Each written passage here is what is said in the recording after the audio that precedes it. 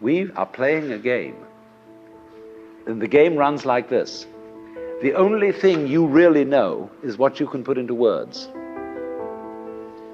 Let's suppose I love some girl rapturously. And somebody says to me, would you really love her? Well, how am I going to prove this? Well, say, write poetry. Tell us all how much you love her, then we'll believe you.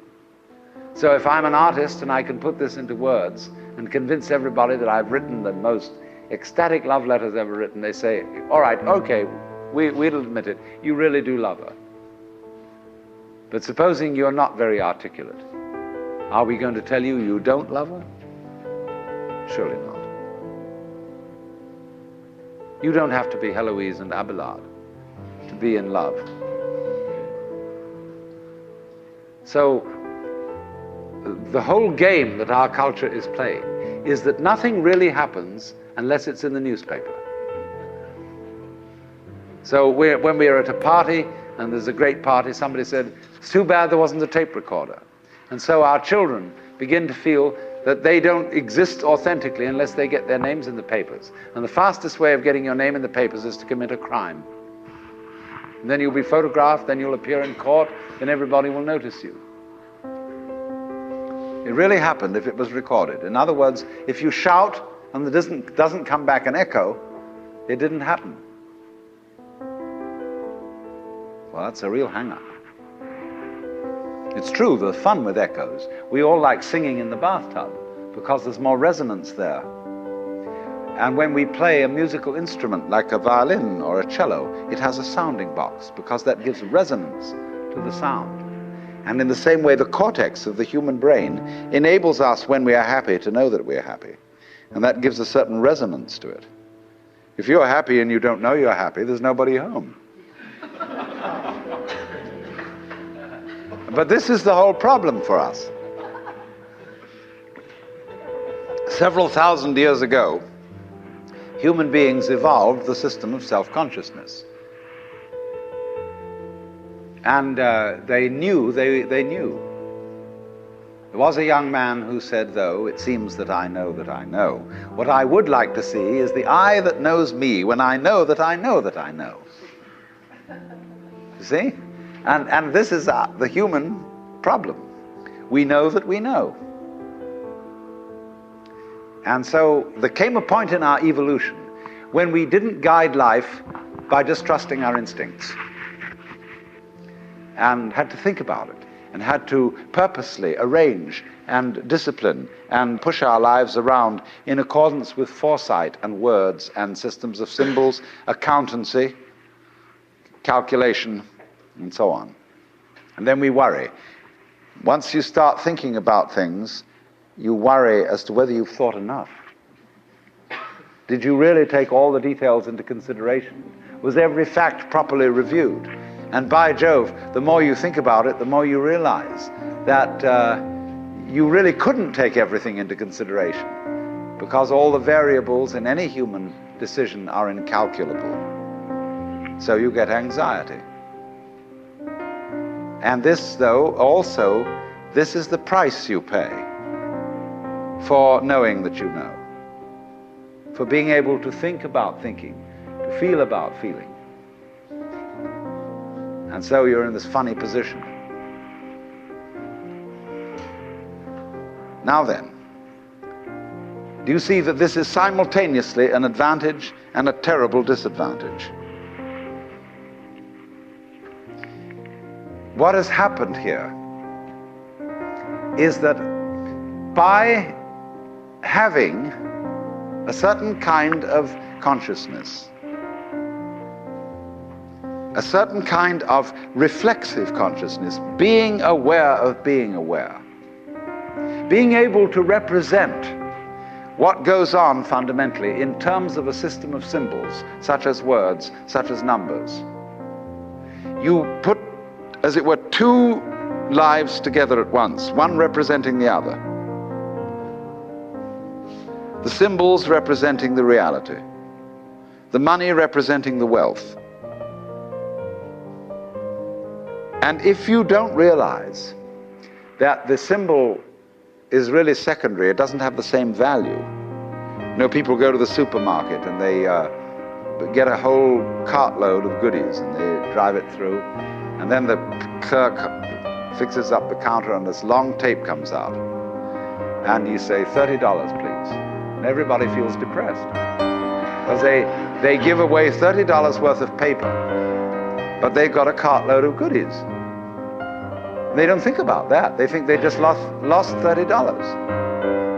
But you've got the real wealth in the cart. All you parted with was the paper. Because the paper in our system becomes more valuable than the wealth.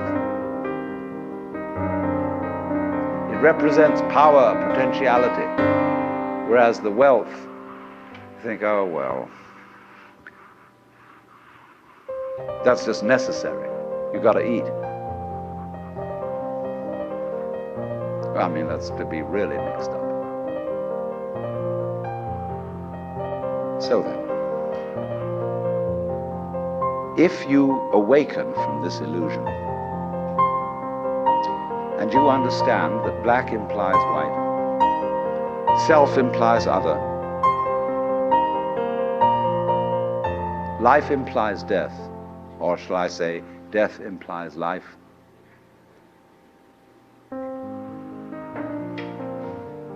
you can feel yourself not as a stranger in the world, not as something here on probation, not as something that has arrived here by fluke, but you can begin to feel your own existence as absolutely fundamental.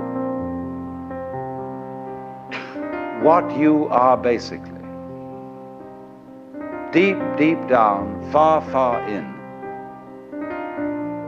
is simply the fabric and structure of existence itself. So, say in Hindu mythology, they say that the world is the drama of God. God is not something in Hindu mythology with a white beard that sits on a throne and that has royal prerogatives.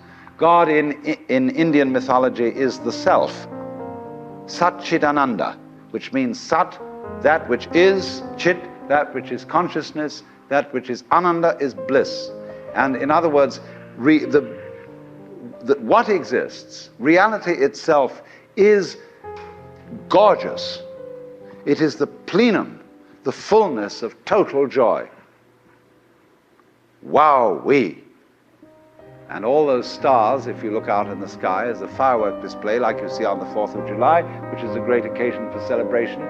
The universe is a celebration. It is a fireworks show to celebrate that existence is. Wowee! And then they say, but however, there's no point just in sustaining bliss.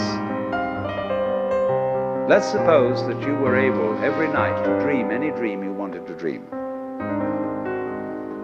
And that you could, for example, have the power within one night to dream 75 years of time, or any length of time you wanted to have.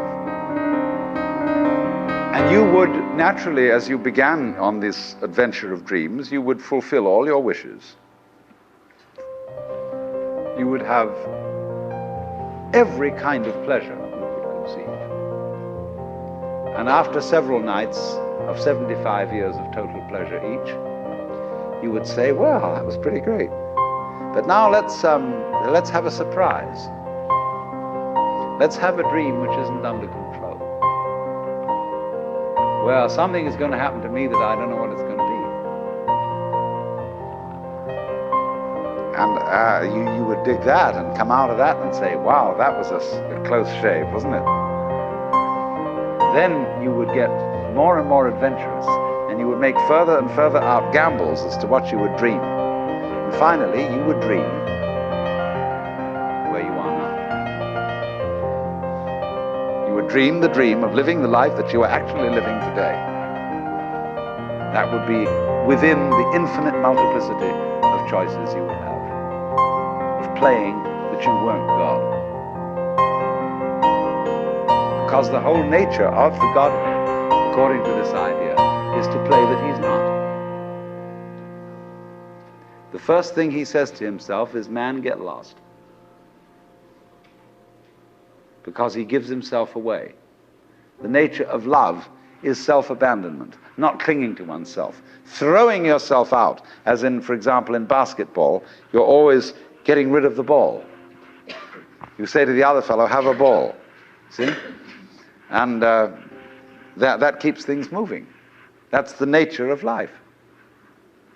So in this idea, then, everybody is fundamentally the ultimate reality. Not God in a politically kingly sense, but God in the sense of being the self, the deep down basic whatever there is. And you're all that. Only you're pretending you're not. And it's perfectly okay to pretend you're not. To be absolutely convinced, because this is the whole notion of drama. When you come into the theater, there is a proscenium arch and a stage, and down there is the audience.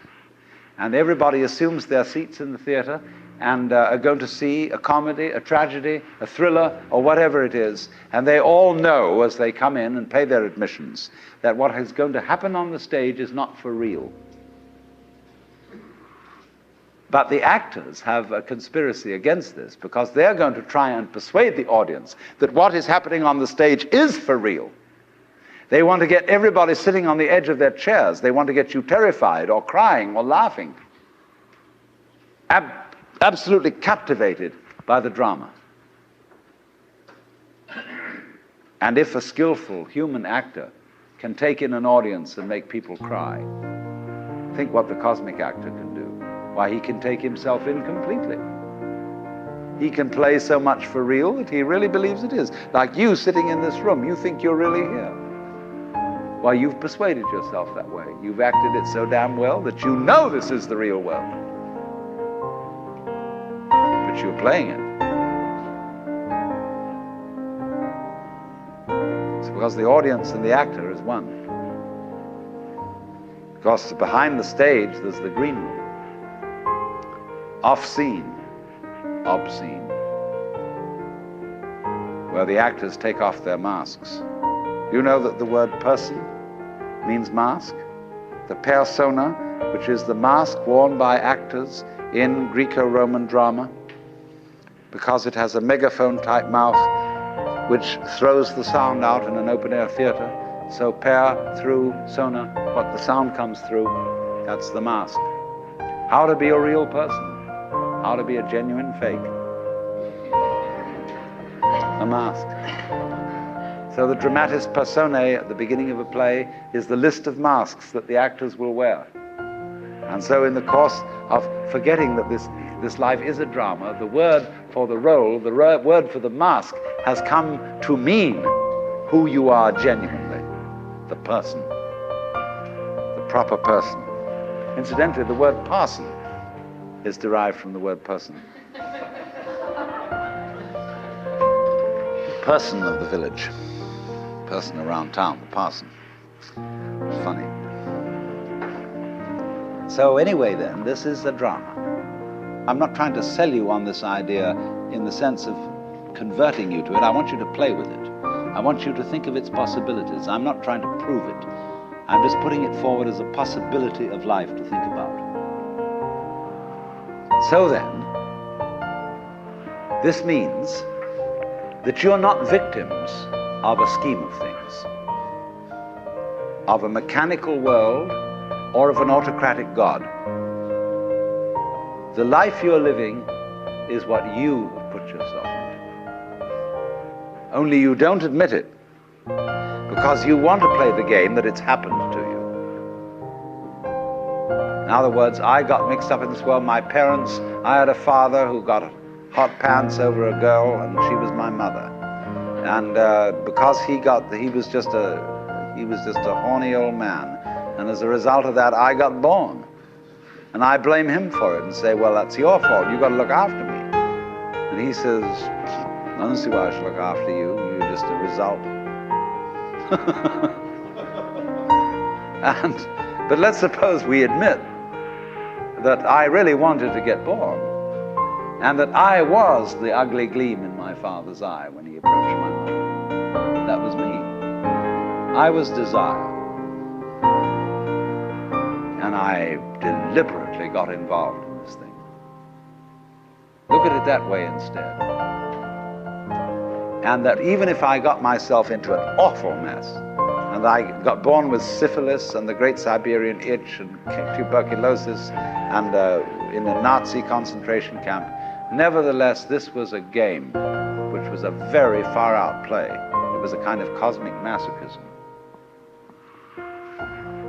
But I did it. Isn't that an optimal game rule for life? Because if you play life on the supposition that you're a helpless little puppet that got involved, or if you play it on the supposition that it's a frightful, serious risk and that we really ought to do something about it and so on, it's a drag. There's no point in going on living unless we make the assumption that the situation of life is optimal. That really and truly we are all in a state of total bliss and delight. But we are going to pretend we aren't just for kicks. You play non-bliss in order to be able to experience bliss. And you can go as far out as non-bliss as you want to go. And when you wake up, it'll be great. You know, you can slam yourself on the head with a hammer because it's so nice when you stop. And it makes you realize, you see, how great things are when you forget that that's the way it is. And that's just like black and white. You don't know black unless you know white. You don't know white unless you know black. This is simply fundamental. So then, here's the drama. My metaphysics, let me be perfectly frank with you, are that there is the central self. You can call it God, you can call it anything you like. And it's all of us. It's playing all the parts of all beings whatsoever, everywhere and anywhere. And it's playing the game of hide and seek with itself. It gets lost, it gets involved in the farthest out adventures, but in the end, it always wakes up and comes back to itself. And when you're ready to wake up, you're going to wake up. And if you're not ready, you're going to stay pretending that you're just a little, poor little me. And since you're all here and engaged in this sort of inquiry and listening to this sort of lecture, I assume that you're all on the process of waking up. Or else you're teasing yourselves with some kind of flirtation with waking up, which you're not serious about. But I assume maybe you are, not serious but sincere, that you are ready to wake up. So then, when you're in the way of waking up and finding out who you really are, you meet a character called a guru. As the Hindus say this word, the teacher, the awakener. And what is the function of a guru? He's the man who looks at you in the eye and says, oh, come off it. I know who you are. You know, you come to the guru and say, sir, I have a problem. I'm unhappy and I want to get one up on the universe, or I want to become enlightened. I want spiritual wisdom.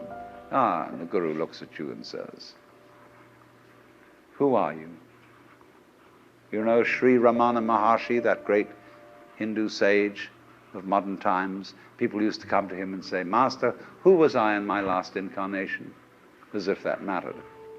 And he would say, who is asking the question? And he'd look at you and say, basically, go right down to it. You're looking at me, you're looking out, and you're unaware of what's behind your eyes. Go back in and find out who you are, where the question comes from, why you ask. And if you've looked at a photograph of that man, I have a gorgeous photograph of him.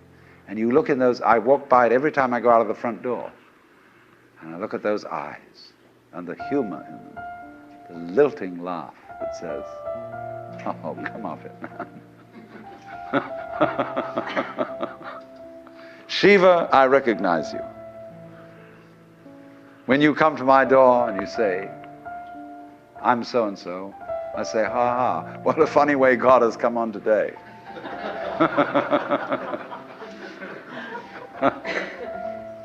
There are all sorts of tricks, of course, that gurus play.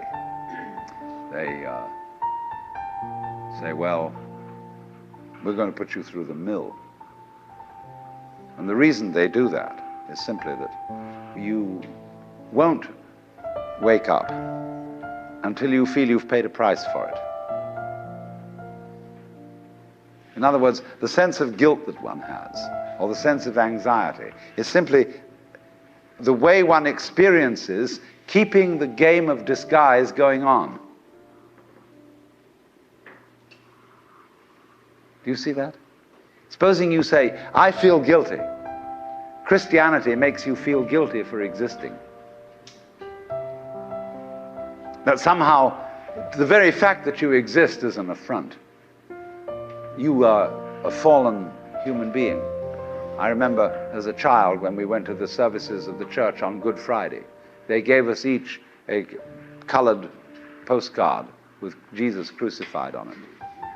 And it said underneath, this have I done for thee, what doest thou for me? You know, you felt awful. You nailed that man to the cross. Because you eat steak, you have crucified Christ. Because you killed the bull. After all, you depend on it. Mithra, it's the same mystery. And what are you going to do about that? This have I done for thee, what doest thou for me? You feel awful that you just exist at all. But that sense of guilt is the veil across the sanctuary. Don't you dare come in. In order to, in all mysteries, when you're going to be initiated, there's somebody saying, don't you come in. You've got to fulfill this requirement, and this requirement, and this requirement, and this requirement, then we'll let you in. And so you go through the mill. Why? Because you're saying to yourself, I won't wake up until I feel I deserve it. I won't wake up until I've made it difficult for me to wake up. So I invent for myself an elaborate system of delaying my waking up. I put myself through this test and that test, and when I feel it's been sufficiently arduous, then I may at last admit to myself who I really am and draw aside the veil and realize that after all, when all is said and done, I am that I am, which is the name of God.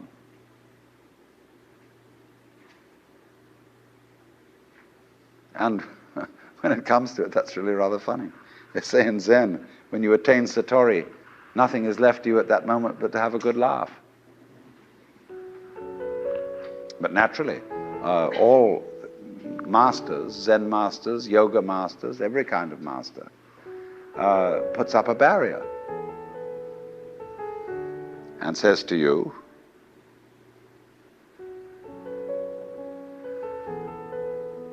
he simply plays your own game. We say anybody who goes to a psychiatrist ought to have his head examined.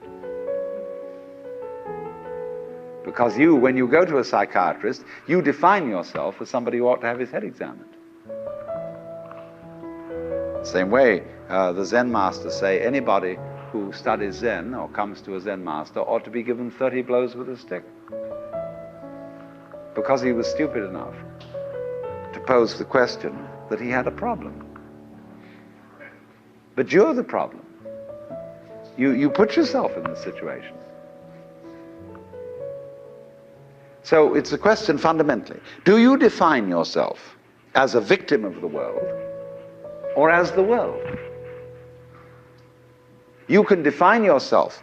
You see, if you identify you with what you call the voluntary system of the nerves and say, only that's me, and that's really a rather limited amount of my total performance, what I do voluntarily, then you've defined yourself as the victim in the game. And so you are able to feel that life was a trap. Something else, whether it was God or whether it was fate or whether it was the big mechanism, the system, imposed this on you. And you can say, poor little me. But you can equally well, and with just as much justification, define yourself not only as what you do voluntarily, but also what you do involuntarily. That's you too. Do you beat your heart or don't you?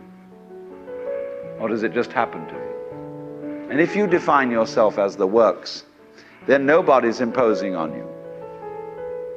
You're not a victim. You're doing it. Because you can't explain how you do it in words, because words are too clumsy. And it takes too long to say. You get bored with it. But actually, then you can say, with gusto, I am responsible for this life. Whether comedy or tragedy, I did it. And it seems to me that that is a basis for behavior and going on, which is more fundamentally joyous and profitable and great than defining ourselves as miserable victims or sinners or what have you.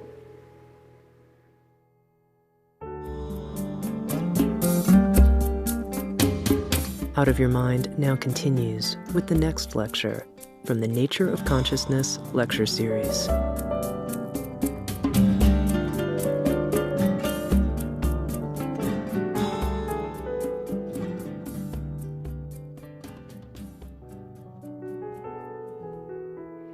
I was discussing an alternative myth to the ceramic and fully automatic models of the universe.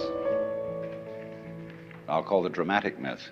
The idea that life as we experience it's a big act, and that behind this big act is the player. And the player, or the self, as it's called in Hindu philosophy, the Atman, is you. Only you are playing hide and seek, since that is the essential game that's going on. It's the game of games. It's the basis of all games, hide and seek. And so since you're playing hide and seek, you are deliberately, although you can't admit this, or won't admit it, you are deliberately forgetting who you really are, or what you really are, and the knowledge that your essential self is the foundation of the universe, the ground of being, as Tillich calls it, is something you have as what the Germans call a Hintergedanke. A Hintergedanke is a thought way, way, way in the back of your mind, way back here somewhere. Something that you know deep down, but can't admit. So, in a way then, in order to bring this to the front, in order to know that that is the case, you have to be kitted out of your game. You see, the problem is this. We identify in our experience a differentiation between what we do and what happens to us. We have a certain number of actions that we define as voluntary. We feel in control of those. And then over against that, there is all those things that are involuntary. But the dividing line between these two is very arbitrary. Because, for example, when you move your hand, you feel that you decide whether to open it or to close it. But then ask yourself, how do you decide? When you decide to open your hand, do you first decide to decide? You don't, do you? You just decide, and how do you do that? And if you don't know how you do it, is it voluntary or involuntary? Let's consider breathing. You can feel that you breathe deliberately. You can control your breath. But when you don't think about it, it goes on. Is it voluntary or involuntary? And so we come to have a very arbitrary definition of self. That much of my activity which I feel I do. And that then doesn't include breathing most of the time. It doesn't include the heartbeats. It doesn't include the activity of the glands. It doesn't include digestion. It doesn't include how you shape your bones, circulate your blood. Do you or do you not do these things? Now, if you get with yourself and you find out that you are all of yourself, a very strange thing happens. You find that your body knows that you are one with the universe. In other words, that the so-called involuntary circulation of your blood is one continuous process with the stars shining. If you find out that it's you who circulates your blood, you will at the same moment find out that you are shining the sun. Because your physical organism is one continuous process with everything else that's going on. Just as the waves are continuous with the ocean, your body is continuous with the total energy system of the cosmos. And it's all you. Only you're playing the game that you're only this bit of it. But as I tried to explain, there are in physical reality no such things as separate events. So then, remember also when I tried to work towards a definition of omnipotence. Omnipotence is not knowing how everything is done, it's just doing it. You don't have to translate it into language. Look, supposing when you got up in the morning, you had to switch your brain on. And you had to think and do as a deliberate process, waking up all the circuits that you need for active life during the day. Why, you'd never get done. Because you have to do all those things at once. How can a centipede control 100 legs at once? Because it doesn't think about it. And so in the same way, you are unconsciously performing all the various activities of your organism. Only unconsciously isn't a good word, because it sounds sort of dead. Superconsciously would be better.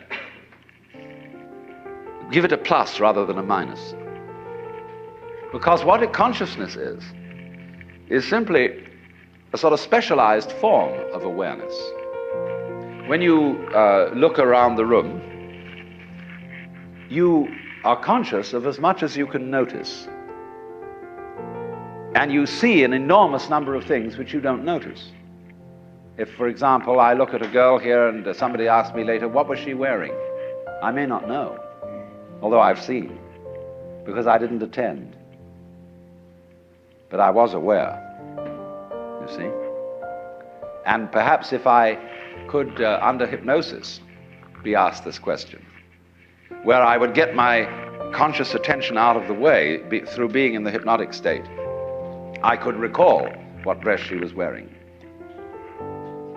So then, just in the same way as you don't focus your attention on how you make your thyroid gland function, so in the same way you don't have any attention focused on how you shine the sun.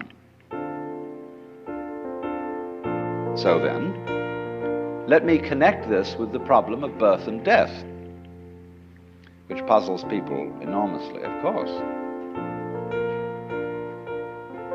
Because in order to understand what the self is, you have to remember that it doesn't need to remember anything. Just like you don't need to know how you work your thyroid gland. So then, when you die, you're not going to have to put up with everlasting non-existence, because that's not an experience. A lot of people are afraid that when they die, they're going to be locked up in a dark room forever and sort of undergo that. But one of the most interesting things in the world, this is a yoga, this is a way of realization. Try and imagine what it will be like to go to sleep and never wake up. Think about that. Children think about it. It's one of the great wonders of life. What will it be like to go to sleep and never wake up? And if you think long enough about that, something will happen to you. You will find out, among other things, that it'll pose the next question to you. What was it like to wake up after having never gone to sleep? That was when you were born. You see, you can't have an experience of nothing. Nature abhors a vacuum.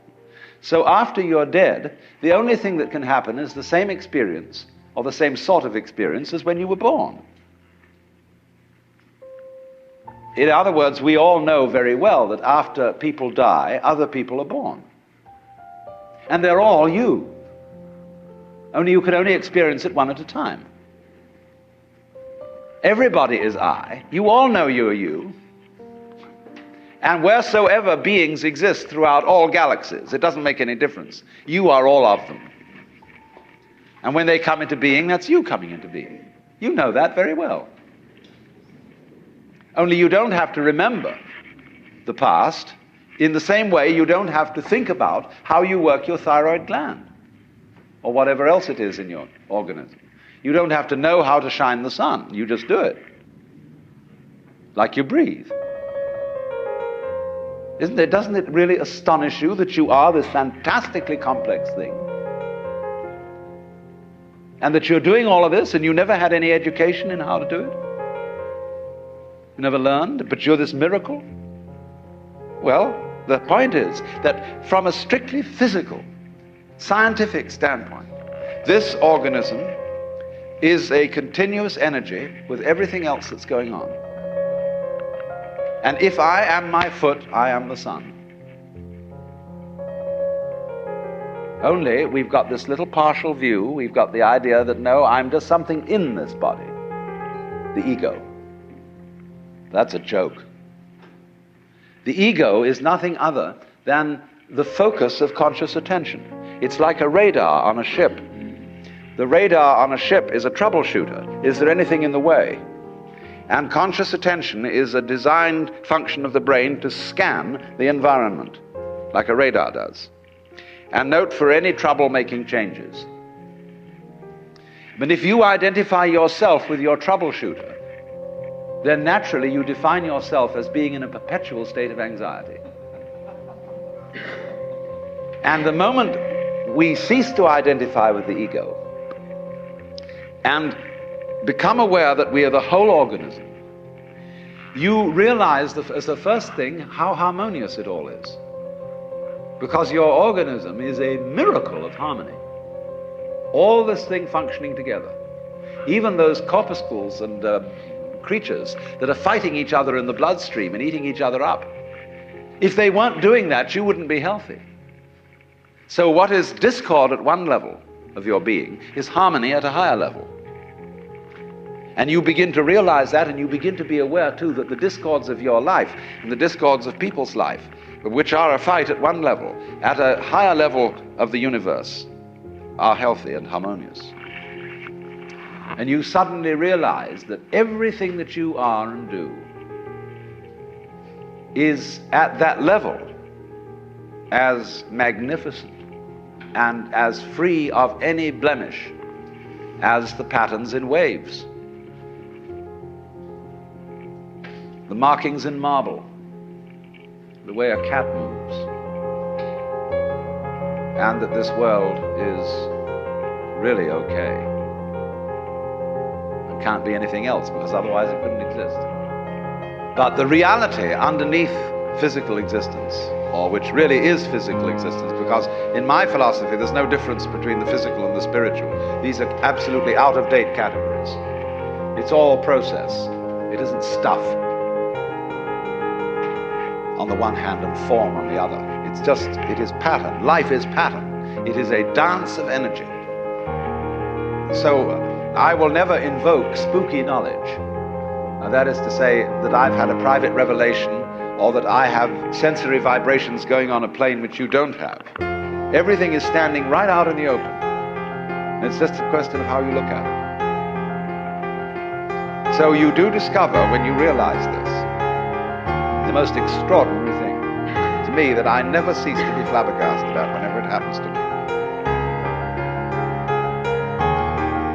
Some people will use a symbolism of the relationship of God to the universe, wherein God is, say, brilliant light, only somehow veiled, hiding underneath all these forms that you see as you look around you. So far, so good. But the truth is funnier than that. It is that you are looking right at the brilliant light now. That the experience you are having, which you call ordinary everyday consciousness, pretending you're not it, that experience is exactly the same thing as it. There's no difference at all. And when you find that out, you laugh yourself silly. That's the great discovery. In other words, when you really start to see things, and you look at an old paper cup, and you go into the nature of what it is to see, what vision is, or what smell is, or what touch is, you realize that that vision of the paper cup is the brilliant light of the cosmos. Nothing could be brighter. 10,000 suns couldn't be brighter. Only they're hidden in the sense that all the points of the infinite light are so tiny when you see them in the cup. They don't blow your eyes out. But it is actually, see, the source of all light is in the eye. If there were no eyes in this world, the sun would not be light. You evoke light out of the universe. In the same way, you, by virtue of having a soft skin, evoke hardness out of wood. Wood is only hard in relation to a soft skin.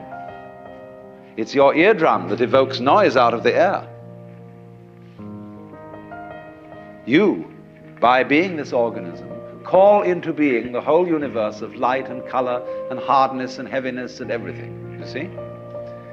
But in the mythology that we've sold ourselves on during the end of the 19th century, when people discovered how big the universe was, and that we live on a little planet in a solar system on the edge of a galaxy, which is a minor galaxy, everybody thought, we're really unimportant after all. God isn't there and doesn't love us, and nature doesn't give a damn. And we put ourselves down, you see?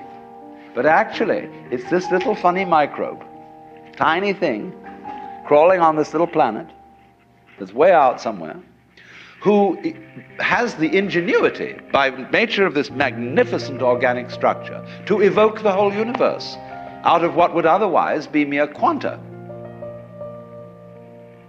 There's jazz going on. But you see, this little ingenious organism is not merely some stranger in this.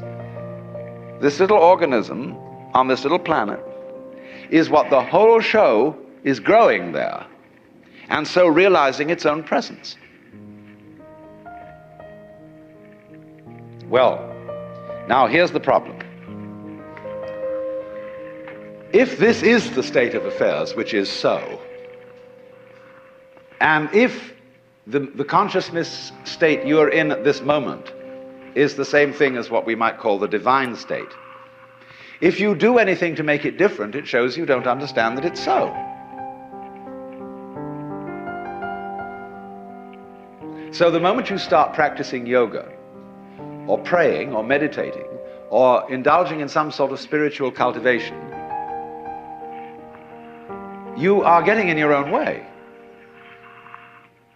The Buddha said, we suffer because we desire. If you can give up desire, you won't suffer.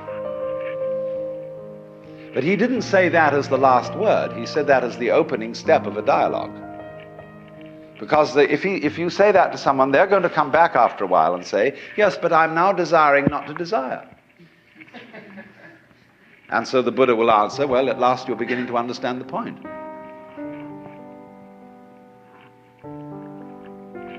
Because you can't give up desire. Why would you try to do that? It's already desire.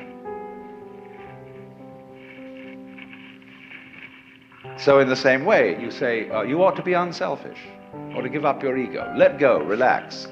Why do you want to do that? Just because it's another way of beating the game, isn't it? The moment you see you hypothesize that you are different from the universe, you want to get one up on it. But if you try to get one up on the universe, and you're in competition with it, it means you don't understand you are it. You think there's a real difference between self and other. But self, what you call yourself and what you call other, are mutually necessary to each other, like back and front. They're really one. But just as a magnet polarizes itself in north and south, but it's all one magnet, so experience polarizes itself as self and other, but it's all one. So if you try to make the North Pole get the mastery of it, or the South Pole get the mastery of the North Pole, you show you don't know what's going on. A guru or teacher who wants to get this across to somebody because he knows it himself, and when you know it, you like others to see it too.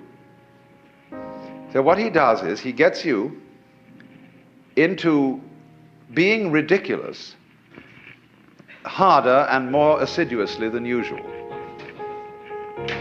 In other words, if you are in a contest with the universe, he's going to stir up that contest until it becomes ridiculous.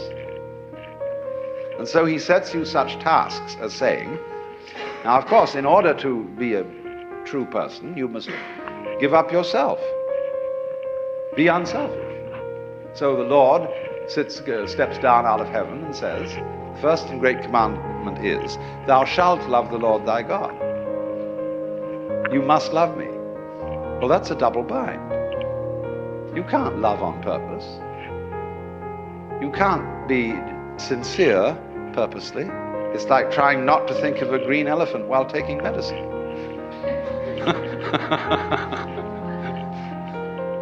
But if a person really tries to do it, so, this is where Christianity is rigged, you should be very sorry for your sins. And though everybody knows they're not, but they think they ought to be, and so they go around trying to be penitent or trying to be humble. And they know the more assiduously they practice it, the phonier and phonier the whole thing gets. And so in this way, it's what it's called the technique of reductio ad absurdum. If you think you have a problem, you see, and that you're an ego and that you're in difficulty, the answer that the Zen master makes to you is, show me your ego. I want to see this thing that has a problem.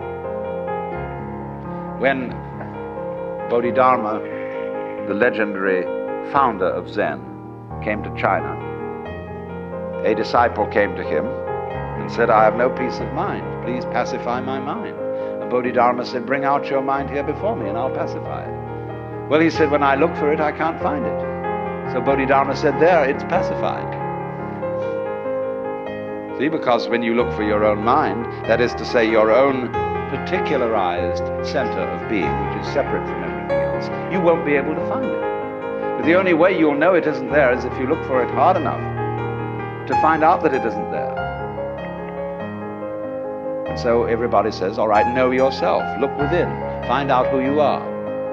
Because the harder you look, you won't be able to find it. And then you'll realize that it isn't there at all. There isn't a separate you. Your mind is what there is. Everything. But the only way to find that out is to persist in the state of delusion as hard as possible. That's one way. I don't say the only way, but it is one way. And so almost all spiritual disciplines, meditations, prayers, etc., are ways of persisting in folly. Doing resolutely and consistently what you're doing already. So if a person believes that the earth is flat, You can't talk him out of that. He knows it's flat. Look out of the window and see. Obviously it looks flat. So the only way to convince him that it isn't is to say, well, let's go and find the edge. And in order to find the edge, you've got to be very careful not to walk in circles, so you'll never find it that way. So we've got to go consistently in a straight line, due west, along the same line of latitude. And eventually, when we get back to where we started from, you've convinced the guy that the earth is round. But that's the only way that'll teach him. Because people can't be talked out of illusions. Well, now there is another possibility, however. But this is more difficult to describe. Let's say we take as the basic supposition, which is the thing that one sees in the experience of Satori or awakening or whatever you want to call it, that this now moment in which I'm talking, you're listening, is eternity. That although we have somehow conned ourselves into the notion that this moment is rather ordinary and that we may not feel very well and that we're sort of vaguely frustrated and worried and so on, and that it ought to be changed. This is it. So you don't need to do anything at all.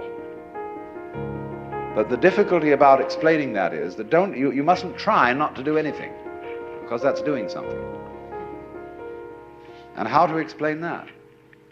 Because there's nothing to explain. It is the way it is now, you see. And if you understand that, it will automatically wake you up.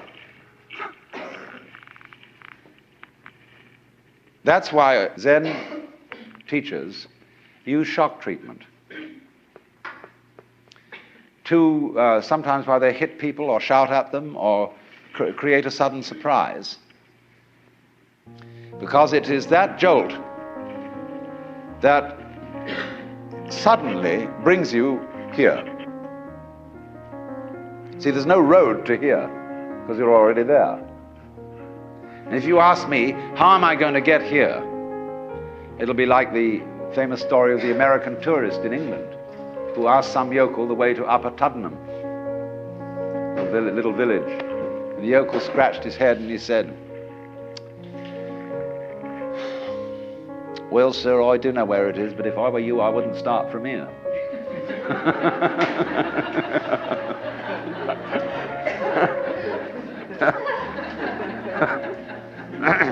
So you see, when you ask, how do I attain the knowledge of God? How do I attain nirvana, liberation? All I can say is it's the wrong question.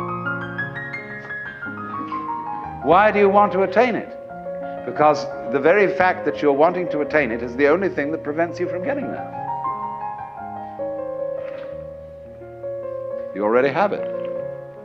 But of course, it's up to you. It's your privilege to pretend that you don't. That's your game. That's your life game. That's what makes you think you're an ego. And when you want to wake up, you will. Just like that. If you're not awake, it shows you don't want to. You're still playing the hide part of the game. You're still, as it were, the self, pretending it's not the self. And that's what you want to do.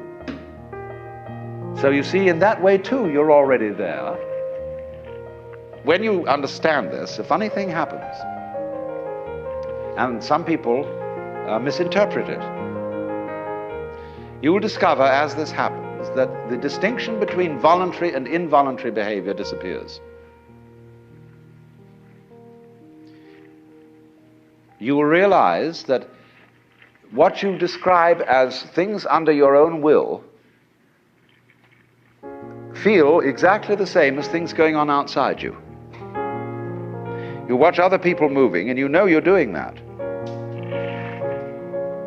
Just like you're breathing or circulating your blood. If you don't understand what's going on, you're liable to get crazy at this point and to feel that you are God in the Jehovah sense. Say that you actually have power over other people so that you could alter what they're doing. and that you are omnipotent in a very crude, literal kind of Bible sense, you see?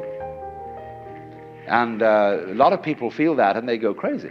They have to put them away. They think they're Jesus Christ and that everybody ought to fall down and worship. That's only they got their wires crossed. They haven't been able to, this experience happened to them, but they don't know how to interpret it. So be careful of that. Jung calls it inflation.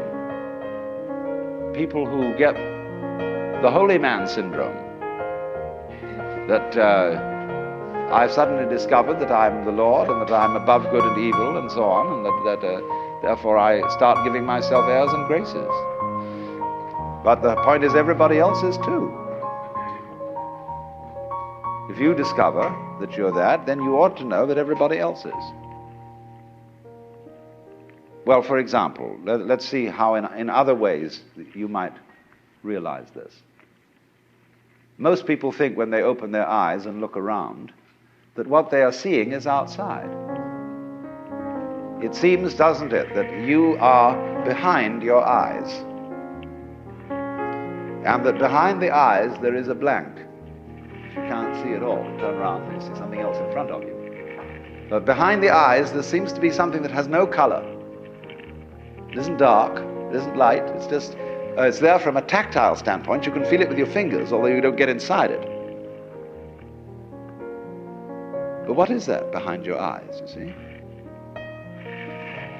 Well, actually, when you look out there and see all these people and things sitting around, that's how it feels inside your head. The color of this room is back here in the nervous system, where the optical nerves are at the back of the head. It's in there.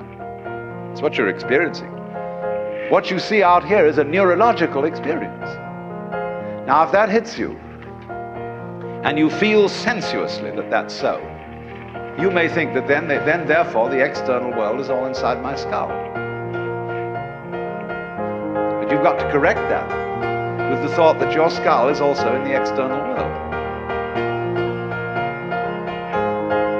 So you suddenly begin to feel, well, wow, what a kind of a situation is this? It's inside me, and I'm inside it, and it's inside me, and I'm inside it.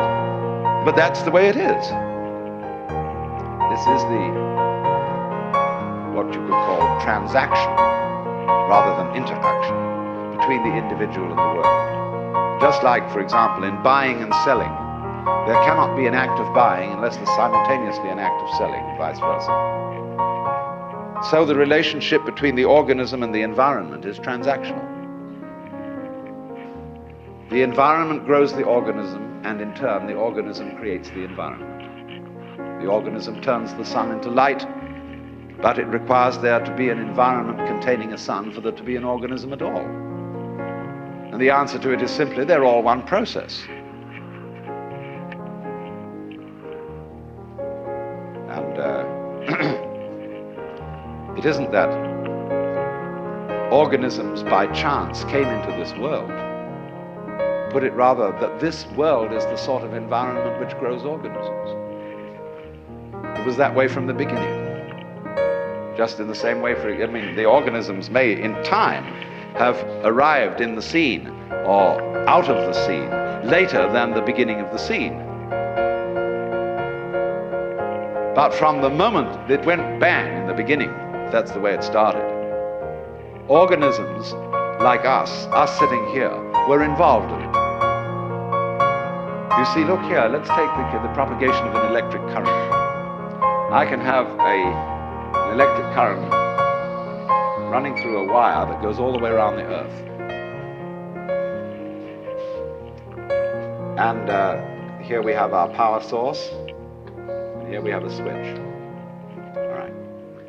Here's the positive pole, here's the negative pole. Now, before that switch closes, the current doesn't exactly behave like water in a pipe. There isn't current here waiting to jump the gap as soon as the switch is closed. The current doesn't even start until the switch is closed from the positive pole.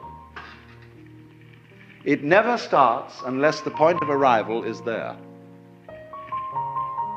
Now, it'll take an interval for that current to get going, and circuit if it's going all the way around the Earth.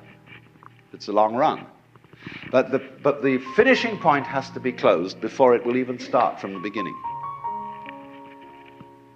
In a similar way, although in the development of any physical system, there may be billions of years between the creation of the most primitive form of energy and then the arrival of intelligent life.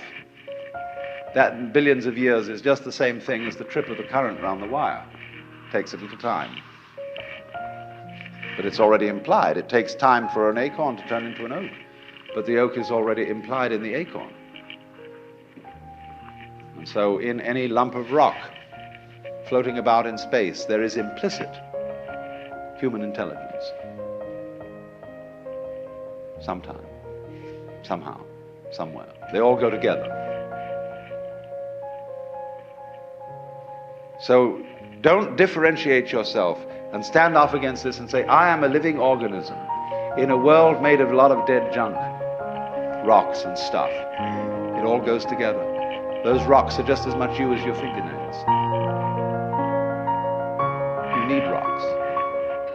What are you going to stand on? What I think, awakening really is a re-examination of our common sense.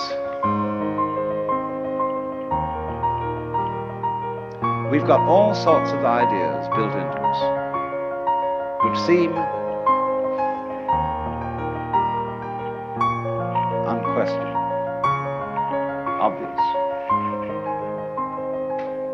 and our speech reflects them. The commonest phrases. Face the facts,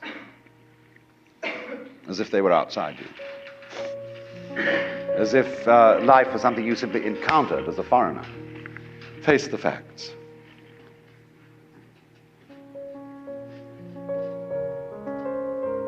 Our common sense has been rigged, you see, so that we feel strangers and aliens in this world. And this is terribly plausible. Simply because it's what we're used to. That's the only reason. But when you really start questioning this, say, is that the way I have to assume life is? I know everybody does, but does that make it true? It doesn't necessarily. It ain't necessarily so. And so then as you question this basic assumption that underlies our culture, you find you get a new kind of common sense. It becomes absolutely obvious to you that you are continuous with the universe. For example, people used to believe that the people who lived in the Antipodes would fall off. And that was scary. But then when somebody sailed around the world, and we all got used to it, and now we travel around in jet planes and everything, we have no problem about feeling that the Earth is globular. None whatever. We got used to it. So in the same way, Einstein's relativity theories, the curvature of the propagation of light, that began to bother people when Einstein started talking like that. But now we're all used to it. Well, in a few years, it will be a matter of common sense to very many people that they're one with the universe. It'll be so simple. And then maybe, if that happens, we shall be in a position to handle our technology with more sense. With love instead of with hate for our environment.